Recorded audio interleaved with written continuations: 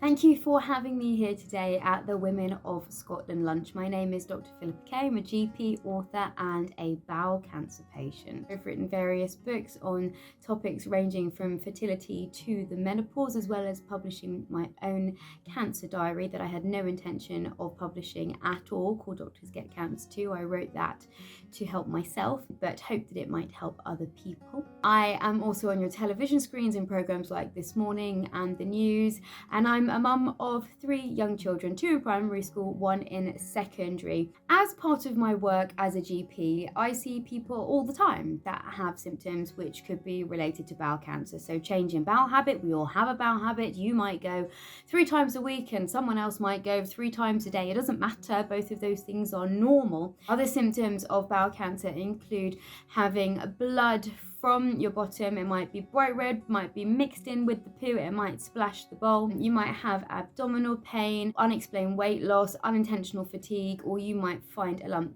But just as if you develop a breast lump doesn't mean automatically that you have breast cancer, having one of those symptoms doesn't automatically mean that you have bowel cancer. But what it does mean is that you have a symptom that you need to get checked out at the GP. I was 39 when I was diagnosed with bowel cancer, and unfortunately I didn't have any of the classic symptoms of bowel cancer. I had some abdominal pain since the birth of my last child, which everybody thought would be related to scar tissue. I'd had multiple cesarean sections, I'd had multiple other surgeries, but I didn't have any other symptoms at all. And when I went to see the doctor, I was referred to a gynecologist, and the gynecologist thought that my womb might be stuck to my bowel because of scar tissue, and because of that he said, I think that we need to see a bowel surgeon as well.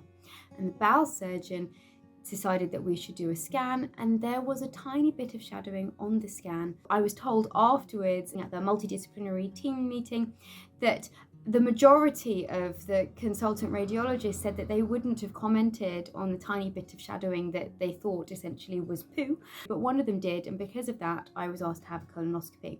And I went into that colonoscopy, and literally as I went in, the surgeon said, I don't think we're going to find anything here, and we're going to do the surgery to remove your scar tissue. And they pushed the sedation in, and I remember lying back and glancing up at the screen and saw my cancer. And I turned and I looked to the surgeon, and his eyes came up, and I knew. And in that moment, my entire world changed. And I was incredibly lucky to be found, and I am hugely grateful that I was found. But that doesn't mean that treatment and being diagnosed with bowel cancer is easy. It's not. I had surgery to remove part of my colon, followed by chemotherapy, and then unfortunately further lesions were found, and I ended up having more surgeries, including a big hospital stay in the middle of the pandemic, when I had a 2-week hospital stay, 10 days in ICU. And thankfully now, at the moment, there is no evidence of disease. My advice for somebody who knows someone with cancer is listen. Acknowledge what the person is saying to you, and don't try and fix it. Your job is not to fix it. And I understand that it is hard to hear us. It is hard to hear us when we hurt, and you love us, so you want to make it better. But you can't always make everything better. And if you could sit with us when it's rubbish and just listen and say, I hear you, I see it's hard, and I'm here. And the second thing is be really practical.